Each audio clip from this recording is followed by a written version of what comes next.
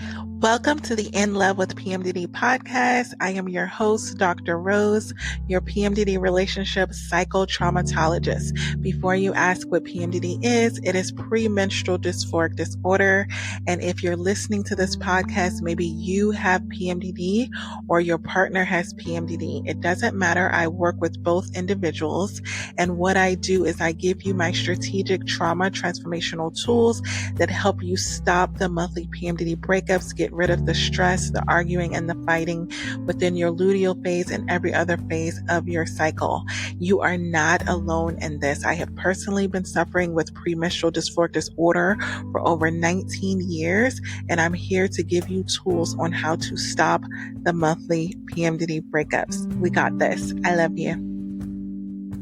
Today, I want to talk about one of the most damaging symptoms that happen in every single PMDD relationship, because I don't want you to feel like you are alone in this, and that is being impulsive. Impulsivity is a very common symptom, and a lot of times you think it's just for the partner that has premenstrual dysphoric disorder, but it is also very common in the PMDD partners. So being in a PMDD relationship gives you the propensity to be more impulsive, and it really impacts the relationship in a damaging way. And I'm going to talk to you a little bit about this because it's something that I have so much experience with, because I remember a time being so stressed out, so overwhelmed, and I just noticed that I was really hypervigilant. I was very on edge, and I became really impulsive with decisions. I would be impulsive with, deciding on things, with talking about things, not talking about things. So today I'm going to show you what that looks like in your PMDD relationship, and then also give you the tools of what you can do when you're in that situation where you're finding like it's a common theme. Because I think what happens is when you're being impulsive, you also are very kind of become self-aware of it, because when you have a chance to calm down and you look back at the situation, you're like, oh, I could have handled that differently. And you feel a lot of guilt. And that's when you begin to realize like, maybe, I was just being, and you don't even have to call it being impulsive. It's just when you're feeling guilty about something that you may have said to your partner or something that you may have done after the fact, when you want to be back on the same page, you all of a sudden are like, okay, well, I felt justified to say or do that in the moment. Like when it was happening, I felt like it was the right reaction to have because I was angry or I was mad or I was sad. For me, my biggest thing was when I got offended. I would get really impulsive and want to come out of that environment. And I would say, oh, I'm going here. Like I would, book a trip. That was my biggest thing. And I book trips now all the time, but a lot of times I noticed that I was doing it as a coping mechanism to avoid the issues that were going on in past PMDD relationships, because I knew that was my happy place. Traveling is my happy place. If you don't follow me on Instagram or TikTok, it's Dr. Rose _ in love with PMDD. And, I, show my whole life, and a lot of my life is traveling. So I think when you get to the point of being in a situation where you're stressed and you're overwhelmed in your PMDD relationship, you will lean on your coping mechanisms, whatever they are, right? So if I have clients where if your coping mechanism is going to play golf, or like pickleball is so common here in California. Like a lot of people like to play pickleball, or they like to go hiking, or they go to other things. They like to drink, or they like to,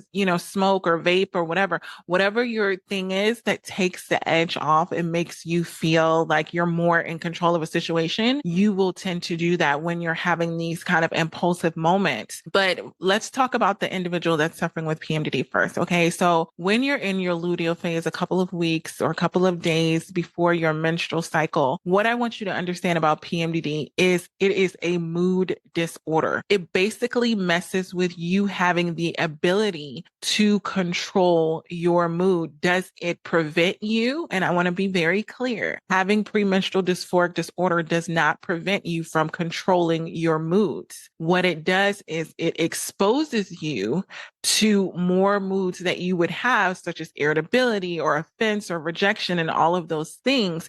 And it makes it harder for you if you do not have the tools, if you're not actively working on your premenstrual dysphoric disorder, then it absolutely, the default mode is going to be for you to be impulsive and to make an impulsive, statement or make an impulsive decision. That's going to be the default mode, meaning if you are not working on managing your PMDD at all, then yes, you're probably going to be really impulsive. You're going to say and do things that you're going to regret later on, but that's because you're not doing anything to manage it. That's because you're not using any tools. It does not prevent you. And I'm saying this because I really, I've had so many private sessions with clients, and they literally have the belief that because they have premenstrual dysphoric disorder, that they have no control over reacting impulsively in their PMDD relationship. And that is not true. And I want you to know that. And I'm coming from a place of love of having premenstrual dysphoric disorder and knowing that I know that I have to actively do something because I don't like that version of myself that acts impulsively. And I don't like the way that it impacts individuals that I'm in relationships with. I don't like that it makes me feel, being in a relationship and me personally. So I have to put tools in place because I know that the urge, the desire to react impulsively is going to be there as long as you have premenstrual dysphoric disorder, because it's a mood disorder, and impulsivity is part of your mood. Okay. And impulsive behaviors. So number one, this is normally going to happen when you're feeling overwhelmed emotionally. And this is also going to reflect in maybe you have burnout from having a lot of physical symptoms. Those are the two areas where they're going to show up the most. So what I try to do with my clients is make sure that, number one, you understand the state that you're in when you make these impulsive decisions. You have to recognize the pattern, because the pattern of when you react impulsively is going to be the same pretty much standard for you. So for me, it was every single time I got offended, I would react impulsively. So if you think about it very simply like that, then it's like, okay, it's like a cause and effect. I get offended, I act impulsive. Maybe for a lot of my clients, it's rejection sensitivity. I feel rejected, I react impulsive. Once you're able to identify what your PMDD impulsivity pattern is what I call it when we're working together. Once we notice the pattern, then I can help you rewire your PMDD brain to where you have a different reaction that is not going to cause damage to your PMDD relationship. But the first thing is really, really understanding what is your pattern. So think about that right now. Like, what happens when you react impulsively? Like, what is going on in your mind? What is that emotion, that negative emotion that you're feeling? And it's probably more prevalent in your luteal phase. So that's the first thing, emotional dysregulation. It disrupts what PMDD does, premenstrual dysphoric disorder. It disrupts your brain's ability to regulate your emotion. PMDD really messes with your brain, and it gives you a lot of the symptoms that you always talk about that are damaging to your PMDD relationship. I've always said, and if you listen to, oh my gosh, I had to send this to somebody that's wanting to be a guest, and I have 263 episodes to date that I have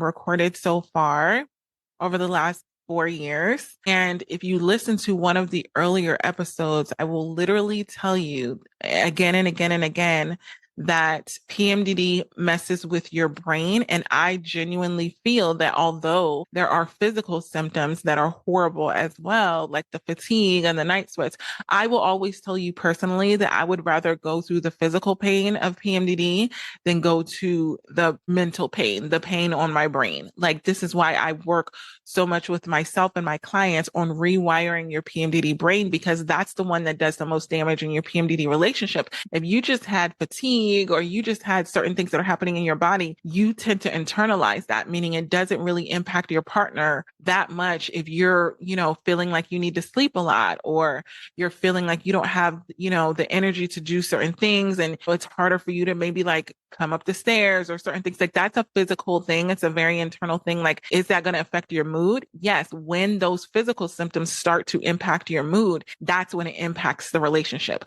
So this is why a lot of what we do is cognitively working on the brain. And impulsivity is these intense feelings of anger, sadness, rejection, or fear. And then they cause you to make sudden, unplanned actions without thinking about the consequences. That's one of the biggest things, is that it's like this blocker on your brain that you're so hyper focused on the emotion that you're feeling, whether it's anger, sadness, rejection.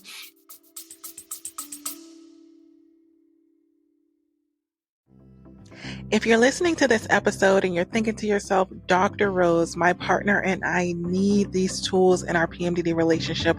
We need them customized to exactly what's going on. We're in that place where we're stressed, we're arguing, we're in that same cycle again and again and again, and we don't know what to do. We've tried so many things. We've tried to do it on our own.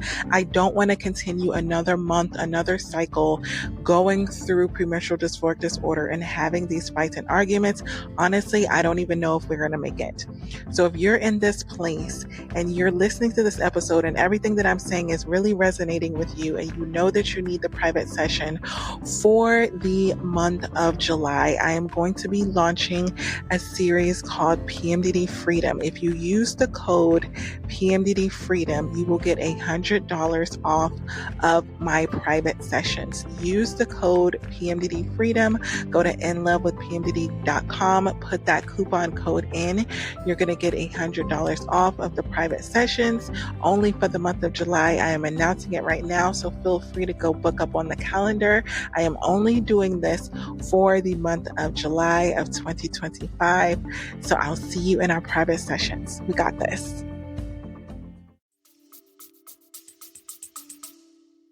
Or if you're focused on those emotions so much that you're not thinking about how your impulsivity is going to affect your relationship an hour from now, 2 hours from now, a day from now. And mostly not even when your partner, because some partners don't even really address the issue with their partner immediately. It's you just immediately feel guilty after you do it. So this isn't even a situation where, you know, your partner's scolding you and be like, I can't believe you talk to me like that, or all these things. Like before that even happens, most of the time you immediately feel guilty for acting impulsively because you've gotten that anger out, you've gotten that rage out, you've gotten that sadness out, you've gotten that rejection out through your impulsive actions.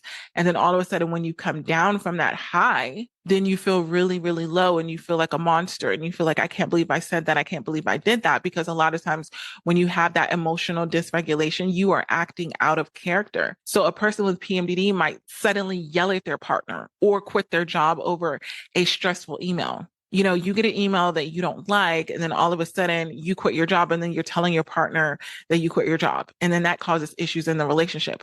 Or your partner says and does something where you feel rejected and you start yelling at them because it's a way of you getting out that negative emotion that you're feeling. And the next thing that happens is you have low serotonin levels. So during the luteal phase, serotonin basically is the brain's feel good chemical.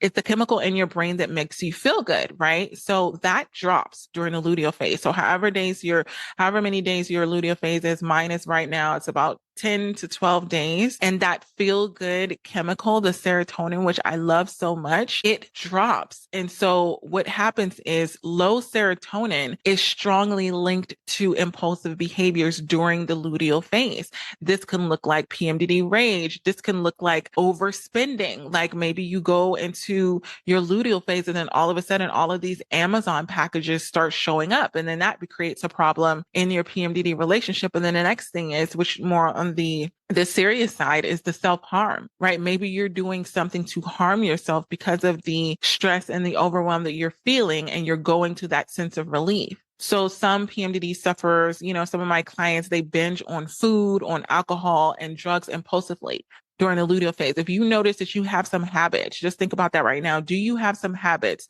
that are more active in your luteal phase than they are outside of that? Meaning, are you binging on food? Of course, we have that increase in appetite. And when it feels like you can just eat and never get full. I get that every month. And I'm like so mad at myself because I feel like after I'm impulsive, I will tell you my weakness with food is definitely chips. I notice a lot of my clients, you're either a salty person or a sweet person. And what I mean by that is you're either craving really salty things like burgers and chips and fries, or you're like a sweet person where you want cakes and candies and all of these things. And so when I literally can tell by my grocery shopping. Like when I'm in my luteal phase and I'm hungry all the time, then when I go shopping, I tend to buy like a lot of the same things during my luteal phase because of those cravings. I have these cheddar and sour cream potato chips the Ruffles one that I buy every single month. I have the Sweet Heat Lay's potato chips, which is like this sweet, tangy, barbecue-ish flavor.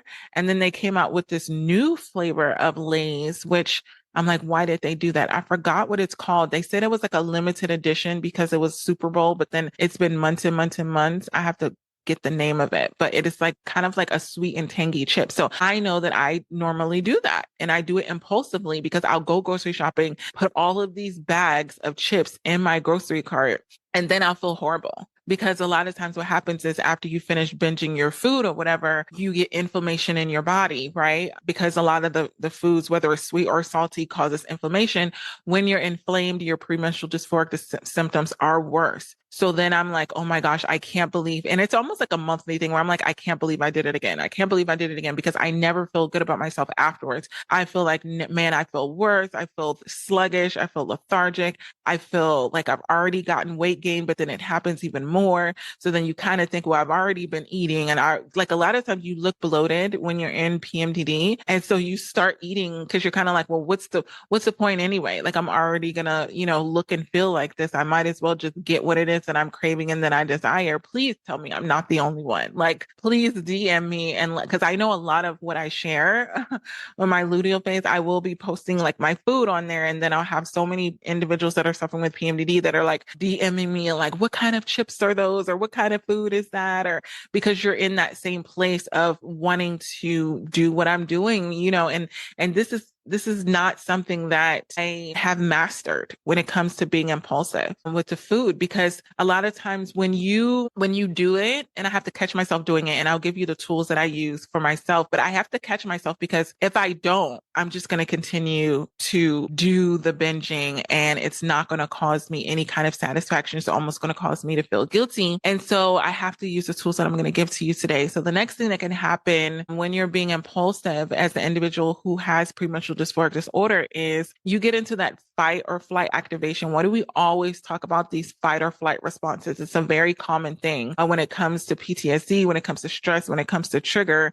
And PMDD triggers the body's stress response. So it makes everything feel urgent, like you have to make a decision. This is why when you're talking about breaking up with your partner, you're feeling like I need to leave the relationship right now. Like it's emergency mode. So this emergency mode, it can really affect people in a way that they act fast and impulsively to escape the discomfort of the emotions in that moment. So in order to get out of that, you're saying, I need to leave the relationship. Like it doesn't feel good for us to not have intimacy. It doesn't feel good for us to be arguing in front of our kids. It doesn't feel good for me to be arguing in front of family. It doesn't feel good for me to not be on the same page with certain financial decisions. This doesn't feel good. So you feel the need to unplug from the uncomfortable emotion. And so you do something impulsive, slamming the door and leaving the house during an argument without thinking about where you're even going, what you have with you, when you're going to come back, what your plans are for the day. A lot of times when you're acting impulsively, you're not even thinking about anything that you normally had to do for the day, any of the logistics of it. I know when I acted impulsively with, exes in the past, like it's like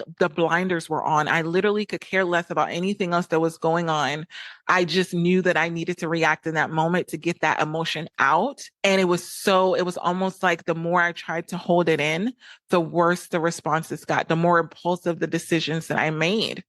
And so the next thing that PMDD does is it can cause rejection sensitivity dysphoria. So I'm going to talk to you about that on a separate episode. But basically what it is it's extreme emotional reactions to perceived rejection. So if I feel like you're rejecting me, then I'm going to act impulsively. So this trigger can cause you to have impulsive PMDD breakups or dramatic actions within the relationship that do not warrant the specific thing that happened. Meaning you don't get a text back. And so all of a sudden you start texting your partner excessively, impulsively, again and again and again. Or you're either texting them a lot and saying all of these mean things because it's what's going on in your head. Whatever's going on in your head is going on to the text.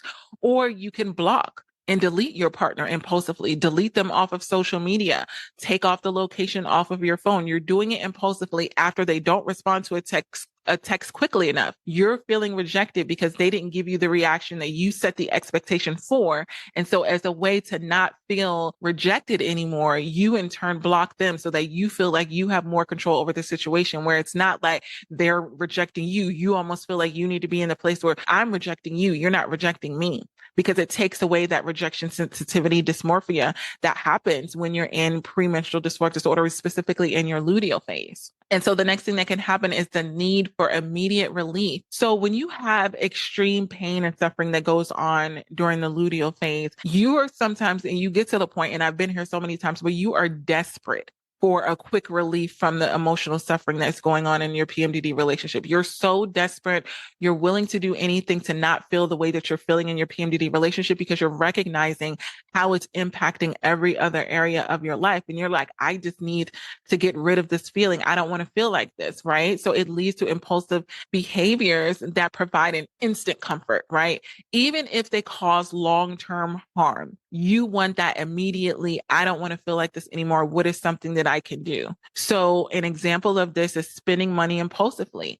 When you start doing that, or overeating, like we were just talking about, or starting intense arguments just to release the emotional pressure, you're feeling like, I don't want to keep feeling like this, or I'm going to spend all this money on Amazon, right? Or whatever company that you would spend it on. I know for me, I had to stop. Oh my gosh. I had to stop looking at TikTok excessively when I'm in my luteal phase, because I will literally buy all of these things off of the TikTok shop, because they have live people that you just sit there and watch them, and they're advertising all of these things to buy. And I remember it would be hours that have gone by, and I'm sitting there watching this person clicking and clicking and clicking, and I have all of these packages coming up. And I was just like, I am spending money very impulsively, because I didn't have enough energy to do certain things. So if I'm just laying in the bed because I don't have a lot of energy because I'm fatigued, and I just take out my phone, I noticed that that was a pattern that I was having. I'm like, well, I don't have the energy or the bandwidth to do anything else. I'm just going to sit here. When I sat there,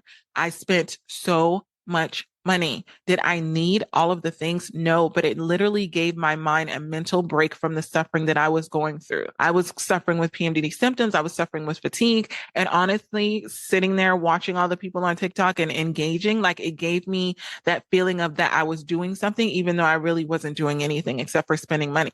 The same thing with overeating. Like, maybe you feel like you're feeling horrible with your PMDD symptoms, and you feel like, oh, at least I'm getting this kind of dopamine hit from eating whatever I want to eat. And your partner can also contribute to that. Like, maybe they're in the place of wanting you to feel better, so they're getting you the snacks that you want, and you're thinking like, oh, that's a nice thing, but it's really just very impulsive because it's excessive. That's the thing. When you're being impulsive, it's very excessive, it's very quick, and it's something to release. You're avoiding what is actually going on, and you're doing things impulsively in order to kind of block that, because you want to feel like you don't have that emotional stress anymore. And so what I just really want you to understand about all of this is impulsivity in PMDD. It's not just a bad behavior, like something that you just shouldn't do, or that's damaging to your PMDD relationship. It's a brain-based symptom. It is literally messing with your brain, and it's triggered by your luteal phase. So again, I'm not saying this because it is something that is inevitable. Like, you're always going to be impulsive. You're never going to be able to control it.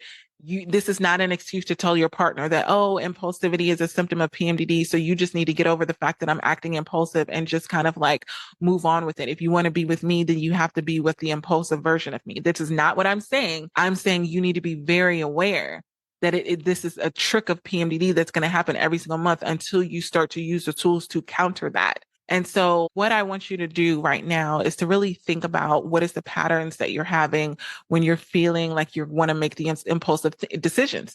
For me, like I said, it was like, when I feel fatigued, I know I'm probably going to overspend and act impulsively. When you're in a relationship and you do that, that can cause a lot of issues, because say you have a budget, and you're like, okay, we're supposed to be working on this specific budget. We agreed upon this budget. But then when you get into your luteal phase, you're very impulsive and you make a decision that is not within the realms of the budget. And then all of a sudden you're arguing and you're fighting. So when that impulsive spending comes on, and I've seen that a lot with myself, it's to feel better in the relationship. So sometimes what I used to do was impulsively buy gifts for my partner or book a trip to fix the relationship. I was like very, very, very, that was a very common response for me. Whenever me and my exes got into a situation where we were not on the same page, we were arguing and we're fighting, I would always say, we just need to go on a trip. And I love booking trips outside of PMDD. Like, it's part of the core of who I am. So I literally was using it to like fix the relationship. I would be like, we'll just be fine after another trip. But you can't spin your whole relationship on a trip. And I learned that the hard way because we would be good on the trip. And then afterwards, whenever we would get stressed out again, it would be going back to our regularly scheduled program. And then I was becoming reliant upon that coping mechanism that I was doing impulsively. So if your thing is gifts, like maybe you become reliant on every single time that you and your partner get in an argument, all of a sudden you're buying them gifts and you're feeling like this is a way to fix the situation, especially if their love language is gifts. Then you're like, I did something wrong. Let me buy them flowers, or let me buy them, some jewelry, or let me buy them something that they really, really like in order for us to be better within the relationship. And so you can actually get to a point where you're not really working on the relationship anymore. You're just patching it up with all of these things, like patching it up with a trip or patching it up with a gift. And because you're really just thinking to yourself, maybe if I buy them something nice, they won't leave me. Or I need to do this now before it's too late. Maybe you've said or done something and you want to reignite that connection. You want your partner to value the relationship more. So you feel like you need to do all of these extra things. And so maybe you went off on them on PMDD rage and then you're impulsively like, now I need to buy them a gift. Or now we need to book on a trip. Or now we need to do all this because you're trying to fix what was broken instead of actually addressing the situation. And so the next thing is the most common one is the impulsive breakups, like ending the relationship abruptly. Like you can get in the middle of an argument and then all of a sudden say, I can't do this anymore. I'm done with this relationship. This is too much for me. Don't contact me again. I'm out. And you're walking out of the house. You're getting out of the car, like walking out of the restaurant. When you're impulsive, it doesn't matter where you are. That kind of reaction is just going to happen. And so a client with PMDD suddenly blocks their partner after having a disagreement. During the luteal phase, like you're blocking them. You're, like I said, you're turning your location off. You're doing all this because you're not wanting to stay within the realms of that negative emotion. And so then the next one is you can have impulsive accusations of cheating or betrayal. You can start to look at your partner like you're definitely hiding something from me, or who were you talking to last night at 1 a.m. or who are you texting on your phone? Now all of a sudden your partner's texting and you're looking down at their text messages. You're taking their phone while they're in the shower or something and you're looking on their phone. You're suddenly accusing your partner of cheating after noticing that they were online late, and you're creating a whole narrative in your mind that is causing you to suffer because you're having this impulsive accusation of cheating or betrayal. For whatever reason, you're impulsively automatically going to you're cheating on me, automatically going to betrayal, automatically going to that instead of asking them about, instead of just telling your partner how you're feeling. I'm feeling a little insecure right now. I'm feeling a little jealous right now because we're not in a good place. And it doesn't make me feel good for us not to be in a good place, because then I'm thinking that maybe you could go be with somebody else that's not in this PMDD relationship that doesn't have to go through all this. And I'm not feeling very secure in this. I'm not feeling very valued. And so I genuinely am starting to get, thoughts of you cheating, and, it's messing with me trusting you. And instead of having that open and vulnerable conversation, you're immediately assuming that it's happening and then attacking them by saying, I know that you're cheating. Because sometimes you can tell yourself stories in your mind that are so convincing because you put the pieces together without actually asking your partner and saying, I know that it is. And so this can lead into the next one, which is impulsive social media posting or blocking. You're sending these cryptic messages, and this is really prevalent with memes. And you're like, if you don't deserve me if you can't handle me at my best, then you don't deserve, if you can't handle me at my worst, then you don't deserve me when I'm at my best. This is one of the most common ones that I see. All of the just messages and memes that act like that. Like basically you're not feeling valued in your relationship. So you start posting these quotes, or you start posting selfies of yourself with these captions that is just leaking out impulsively that you're not happy in your relationship. And so you could block them on all of the platforms. And while you're posting these cryptic breakup messages where you're doing it impulsively because you're feeling that negative emotion in the moment, but you're not understanding that later on you're opening the door for all of these individuals to be coming into your relationship thinking that you're breaking up. And even if you make up later on, they're still remembering the messages that you posted. And so it's kind of like you can be posting something on social media that's like, I'm tired of being disrespected. If you can't love me right, I'll love myself publicly without you. Like you get very independent when you get on this impulsivity because you feel like you be better off without them. We're not compatible. I would be better off without you. And then the next thing is the impulsive physical intimacy or withdrawal. So I was guilty of this before. When you feel like you're losing your partner and you know what that feels like, that gut wrenching feeling of like, they're slipping away. This relationship, we've gotten too many fights, too many arguments. It's not sustainable. It's going downhill. You may start to initiate intimacy out of fear of losing your partner, even when you're not emotionally in it, and you kind of just think in your mind, or you even say to them, which I've had partners say to me too, like, let's just have sex and forget this fight. Maybe this will make everything, okay again. Like thinking that if you have sex, that momentarily moment, which may or may not be pleasurable, because I'm a person that really has to be connected in order for me to enjoy sex or intimacy. Like I can't just turn it on. And so a lot of times when that was used within relationships, it didn't really do anything after the fact. Like maybe in the moment, I thought maybe it was serving my partner. So let's just do this. But for me, I ended up feeling worse. I ended up feeling, horrible. So maybe you're in the realm of withdrawal where you're saying, don't touch me. I can't stand you right now. So because of whatever that negative emotion is, you're actually withdrawing from intimacy. You don't want your partner to touch you and you're cutting it off impulsively. Like you're immediately saying you don't want any intimacy. Don't hold my hand. You're kind of moving away when they go to put their arm around you or cuddle with you in the bed. The next thing is impulsive moving out or packing your bags. Threatening to leave the house literally means you're packing your bags dramatically. As soon as you're in the argument, you could be in the middle of it and you're like literally walking around packing a bag. And you're saying, I'll leave tonight. I'll stay at a hotel if I have to. I can't live like this another second. You're booking the Airbnb. You're calling your family. You're telling them that you're coming over. You're doing all of this to escape the negative emotions that are happening in your relationship. And you're impulsively adding in other people that are going to be affected by this decision instead of, taking some time to say, okay, if I was to pack my bags and move out, how is this going to impact the kids? How is this going to impact us financially? How is this going to impact the family member that I may stay with?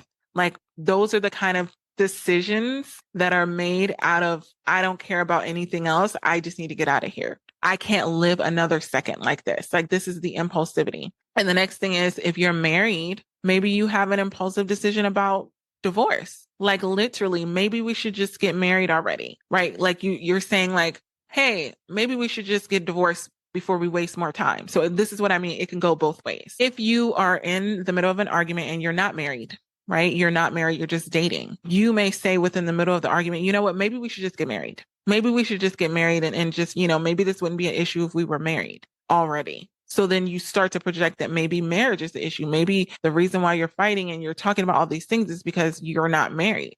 And then if you are married, you're thinking maybe we should just get a divorce before we waste more time. Or I think you deserve somebody better. Like you're not happy. I'm not happy. Let's just get out of this. So you're kind of using that push and pull with either getting married or getting a divorce impulsively thinking that it's going to fix whatever issues that you have within your PMDD relationship. The next impulsive thing that really does a lot of damage is impulsive oversharing or venting to your friends and family about what's going on in your relationship. The reason why I say this is kind of damaging is because it's not sustainable long term. So you send these long emotional texts to friends and family about the relationship without consenting with your partner if it's okay. So we're talking mutual friends, we're talking family members that they're going to see, and you're literally going in there telling them all of your business in the moment because you're feeling stressed and you're feeling overwhelmed and you're saying, I can't take this anymore. I need to tell someone everything right now. They deserve to know how awful they've been to me because you're in that moment of feeling that intense. Maybe it's rejection, maybe it's offense, maybe all these things. And so you're feeling like I need to talk to somebody about this. And you're almost thinking that you feel better after you get it off your chest, but you're not understanding the damage that it's doing. Because again, when you're being impulsive, you're very much just thinking about the present moment and getting away from that negative feeling that you're having. And so the next one is the impulsive ultimatums, the all or nothing thinking, the catastrophizing, I call it. It's you demand extreme immediate decisions about their future. Like you literally either you change right now or we're over forever. I need an answer by tonight. Like you have an issue in your relationship. And instead of allowing your partner time to think about it, you're like, no, you need to answer me right now, or we need to solve this situation right now. You're not letting them walk away. You're following them when they're trying to walk away, where one of your partner, you may be using one of the tools, which is I need to take some space and walk away. And instead of allowing them the space and time to do that, you're being impulsive and you're demanding, we need to talk about this right now. We need to make a decision about this right now, or we're done.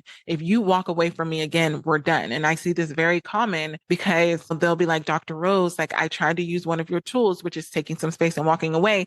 My partner didn't let me, and they made me have the conversation. And the conversation ended up being worse because we said and did things within the realm of the conversation. Some of it ended up getting violent because there was this impulsive, like, I need an answer right now. We're talking about this right now. And then the next one is impulsive self-harm or threats. When you have the suicidal ideations, and this is a trigger warning right here, when you have suicidal ideations or even suicidal attempts because of the overwhelm that's happening in the relationship, it is very stressful to be in a PMDD relationship where you're not seeing eye to eye and you get burnt out because there's no break. It's going to happen again the very next month.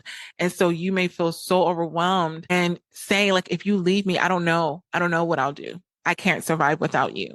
Like threatening as if you leave me, if you walk away, then I'm going to hurt myself, which is basically what you would be saying. Or you're so stressed out and overwhelmed within the relationship and you don't really, trust what you're going to do. You just want the pain to end. And so what I want you to do right now is to really think about when you've gotten impulsive before. When you have gotten impulsive before, has it given you the result that you've wanted? Because one thing that you really have to do is recognize how damaging it is, because the more that you connect with the fact that impulsivity causes damage, then when you get to the point where you're about to do it, you'll be able to stop yourself because you'll be able to recognize, okay, this is going to cause damage. I probably should do something different. This is going to cause damage. I probably should do something different. And I'm very big with, setting mantras, because you have to stop yourself cognitively. You have to stop your brain from going to that default mode, which is acting impulsively. So let me talk to you about the tools for impulsivity for the partner that has PMDD, the PMDD sufferer, the 90-second rule. So emotions can only last 90 seconds. Is what you do after the 90 seconds that keeps that emotion going. And I teach this a lot with my private clients, because you assume that you get into this negative emotional state and it lasts so long, when really, if you're able to manage it during the first 90 seconds, it allows the emotional chemicals in your brain to settle. So what this means is when you're using this tool, wait at least 90 seconds before responding to your partner. If they're talking to you crazy, if they're yelling, if they're this, and you feel yourself about to do one of the impulsive moves, like for me, like maybe it's if I'm scrolling on TikTok and I find myself about to go, be financially not responsible by paying for all these things that I really don't need, I wait the 90 seconds before I go to do that, because I know the pattern of that. Or if you feel like your partner's yelling at you and they're talking crazy and you want to walk out, wait the 90 seconds, allow the emotions to settle in your brain before you do anything. And you can use this script that I'm going to give you. It says, I feel like reacting, but I'm going to pause for 90 seconds before I speak or I act irrationally or impulsively to my partner. You literally can tell yourself this, whether you say it out loud or you say it to yourself, it doesn't matter. You're just letting in. And honestly, you don't have to say this to your partner, because I don't know how beneficial it would be to tell them, like, hey, I'm going to pause for 90 seconds. Like, maybe you all have what I do with my private clients is we kind of have a code word. Basically, for a lot of the tools that we use, it is, I'm going to say this word, and that's going to let you know that I'm using this specific tool without having to really break it down and explain it. Right. So the next thing you can do is create an impulse buffer zone list. And you know me, if you follow me on social media, I'm always outside. Like that's one of my tools that I use. What I want you to do is create 5 safe things that you can do instead of reacting impulsively. Go outside, go take a shower, go to the store, go get your nails done. It doesn't matter how long you do it. But basically, you need to have 5 safe things that are very accessible. And when I say create the 5 things, I like to do it in a way where you're not depending so much on external factors. Because say if you're like, oh, I'm going to go on a drive, but you're not anywhere near your car, or maybe you can't leave the house because the kids are at home. Like, so you don't want to create a situation where you have things that you want to do to create that buffer, but you're not able to do it. So for me, going outside and taking a walk has really, really helped me. I have a dog, so I have to walk my dog anyway, and he's always up for a walk. Like literally the other day, we went at like 2 o'clock in the morning, and I live in a very nice gated area where my condo is. So it was safe for me to do it. But it doesn't matter when you start to feel impulsive. You need to do something to shift not just your actions, but also your environment. You need to get out of that environment that you're in order to create a buffer, in order for you to use the 90 seconds. Like, I don't just mean take the 90 seconds and stay sitting there staring at your partner, because it's going to create a situation where you're continuously being triggered. So you're going to create that impulse buffer zone list. That's 5 safe things. So just take some time and think about that right now, and just put it in your notes app. Because a lot of times when you're feeling impulsive in the moment, you don't always have your journal. So that's why I'm always big, majority of people have their phones on them at most of the time. Go put it in the notes app of your phone. The next thing is, if you're feeling like you are about to send an impulsive message to your partner, I want you to type it out the way you would at a normal text message, but put it in your notes app, not in an actual text app. Reread it after 30 minutes and then decide if you still want to send it. But I do believe in getting out the emotion and not holding it in. So if you want to type it out, if you want to write it out, if you want to put it in an email, however you want to do it, but then don't send it. And you can use this mantra: I'll write it out, but I won't send it until I've cooled down. So you're giving yourself the opportunity to say everything in the most real, raw way, but then you don't send it. Therefore, it doesn't do damage in your PMDD relationship.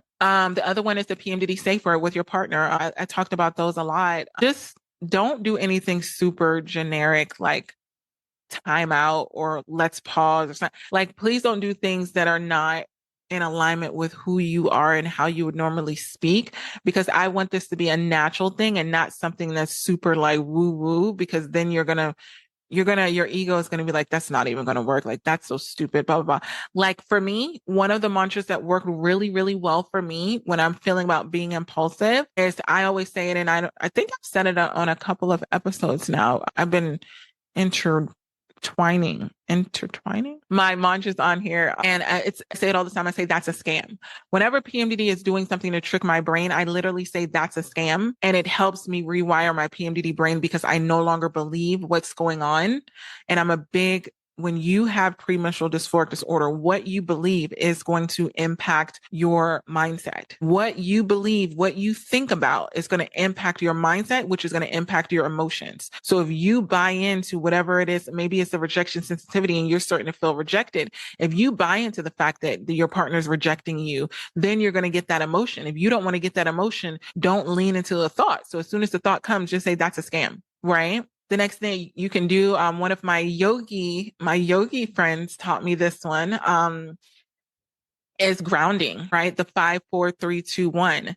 Name 5 things that you see, 4 things that you can touch, 3 things that you hear, 2 things that you smell, and 1 thing that you taste. When you do that, you're giving your brain a break from whatever the negative impulsive emotion that you're having, and you're turning your focus to that. During that time, the chemicals in your brain will be able to calm down, and you'll be thinking more rationally and less impulsively. You can do visualization. I use this a lot. It's like your future self filter, right? So if I was calm, what would the calm version of me do? If I was happy, if I felt free. I know one of the biggest triggers for me when I'm feeling impulsive is feeling trapped. I'm an Enneagram 7. I'm a Sagittarius. I'm a free spirit. If I feel like there's something going on in my relationship where I'm feeling trapped, I get claustrophobic. And so when I start to think about, I need to get out of here, I will just ask myself, like my future self, basically, if I was to leave right now, if I was to book a trip right now, would that help my relationship or would it make it worse? Like literally just asking yourself, if you do the action that you feel like doing when you're being impulsive, is that going to help your relationship? Is it going to help you? So you're kind of visualizing that, like, what is that going to look like? If you're my private client, I say that a lot. Well, you can't just speak to me and say, oh, we're going to do this and we're going to do this. Okay, but what does that look like? Because then it gives your brain an opportunity to paint a picture. And then when you paint that picture, when you visualize it, you may say, oh, well, that actually won't work. You know what I mean? That actually won't work for me. So then you're able to make a different decision because you've taken that time. The next thing is redirecting your physical energy. When you have a lot of rage and you're feeling impulsive, you need to get that energy out, right? This is a lot of times when I go to the gym. Thank goodness for 24-hour gyms, or I'll go outside, but it's not a situation where I'll just go outside and do like a leisurely walk. If I'm feeling like I have a lot of impulsiveness going on, I will go do sprints. I'll go, just run really fast and then walk, run really fast and then walk, like just to break a sweat and to get it out of my system. Or I'll go to the gym and maybe do a HIIT workout or lift some weights. I'll just do something, and it can take as little as like 10 minutes, 20 minutes. Like you may feel like staying in that moment, but you need to get the physical aspect, because what happens is when you're holding on to all of that stress, it's in your body. The trauma, the stress, overwhelm, all of that is in your body, and you're going to start to feel it. And you're going to be like, this is when you're going to say, oh, you're making my PMDD symptoms worse. And then set like a no major decisions rule. Most of my clients have this, where you're not making major decisions during the luteal phase. We're not breaking up. We're not quitting jobs. We're not spending excessively until after my period comes. Am I willing to address all of those things? Absolutely. But I'm not going to make a permanent decision about them while I'm in my luteal phase, AKA that's a scam. Like, because you already know when you're in your luteal phase and you're feeling impulsive, the decision that you make is probably not going to make sense to you or feel aligned with you once your cycle comes. Like when your cycle comes and you feel that sense of relief, at least cognitively, at least mentally, yes, you're going to have the physical symptoms, but cognitively, when you have that sense of relief where the PMDD cloud has been lifted from your brain, and you're looking at your partner and your relationship with this renewed sense of hope, like, I got this. You're not going to want to have made all of these permanent decisions that you now have to clean up the mess from it, right?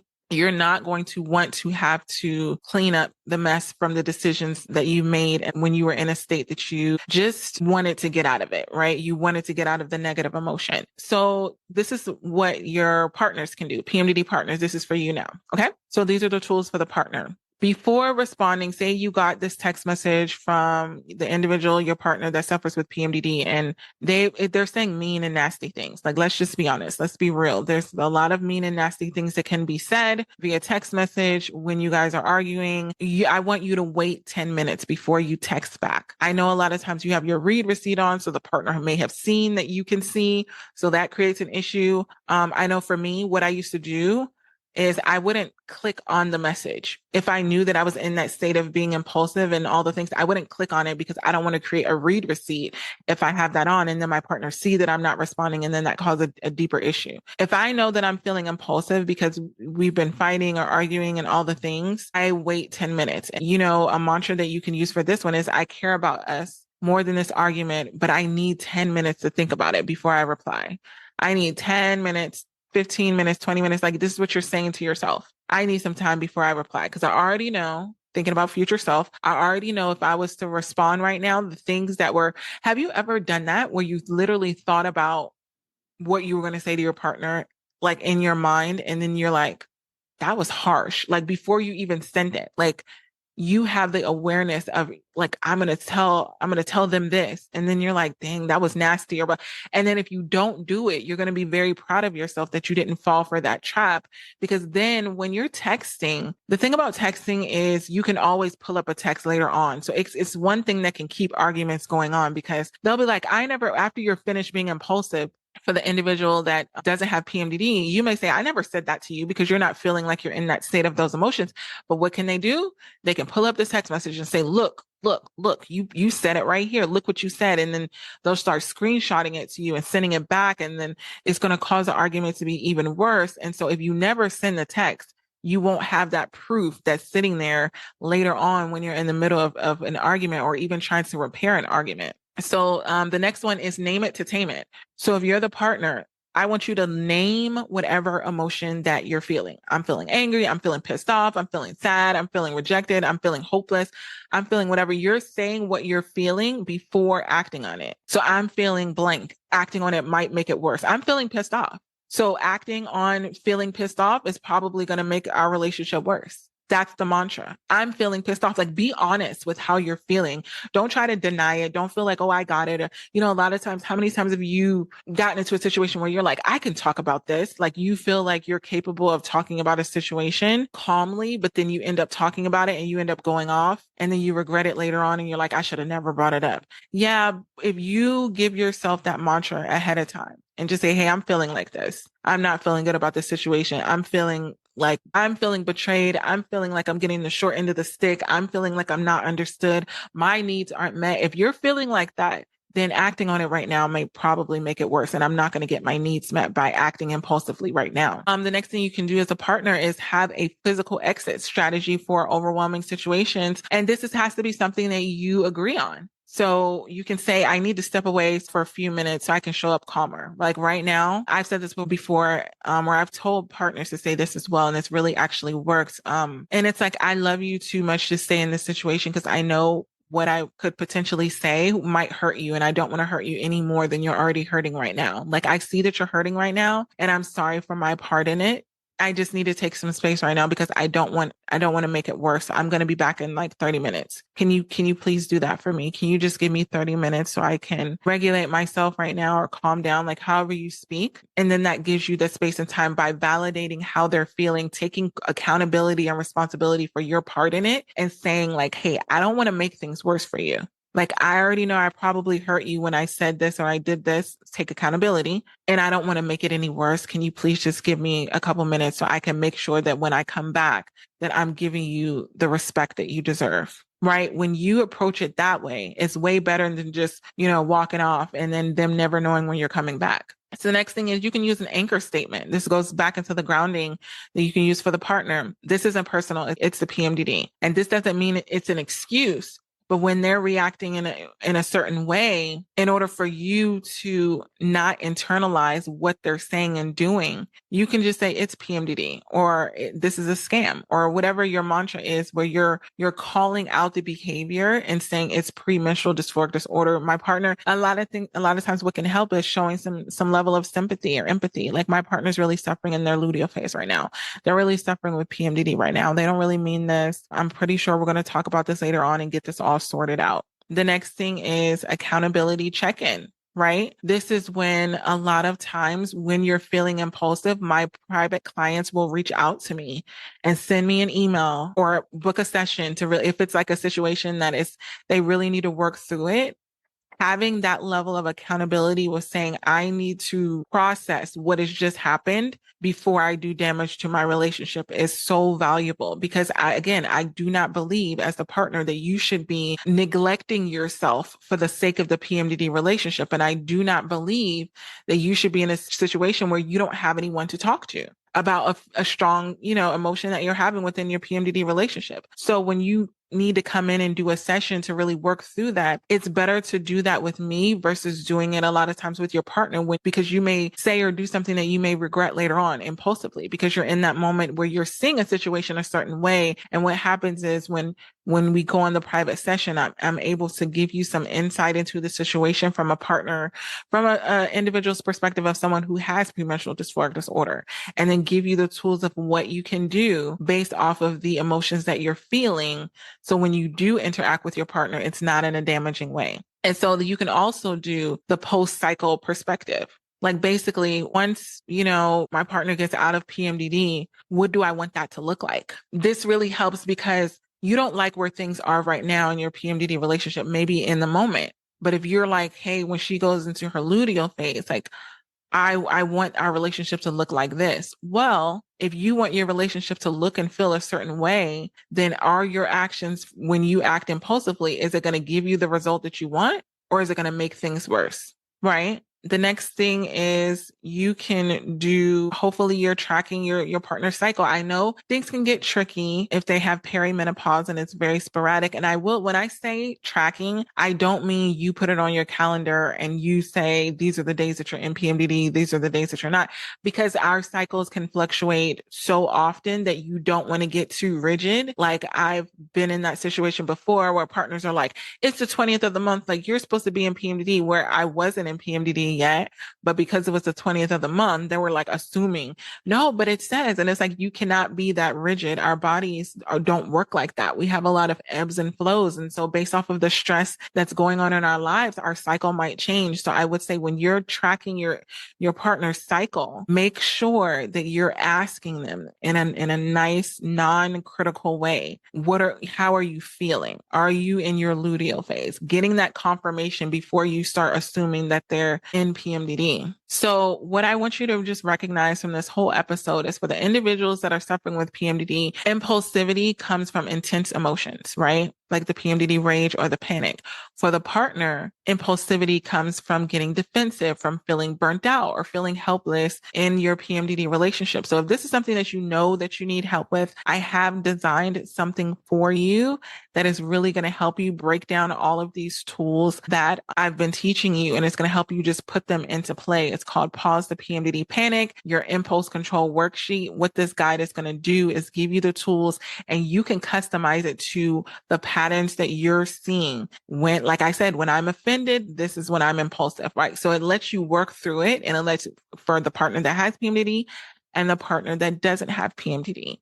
So if this is something that you know you need help with, if you want to even book a session right now during the month of July, I do have those discounted sessions. So if this is something you want to work on a private session, this will be a good opportunity to really dig deep. And instead of you just guessing on the worksheet, we can actually get to the point where we're saying, okay, this is the tool that you specifically need, and then have your partner do the same thing. Because what I will say is, for my private clients, when you feel like you have a plan, then it's restoring the hope in your PMDD relationship, where you're not feeling like so impulsive, where you're feeling like you have to break up. So until next time, we got this. I love you.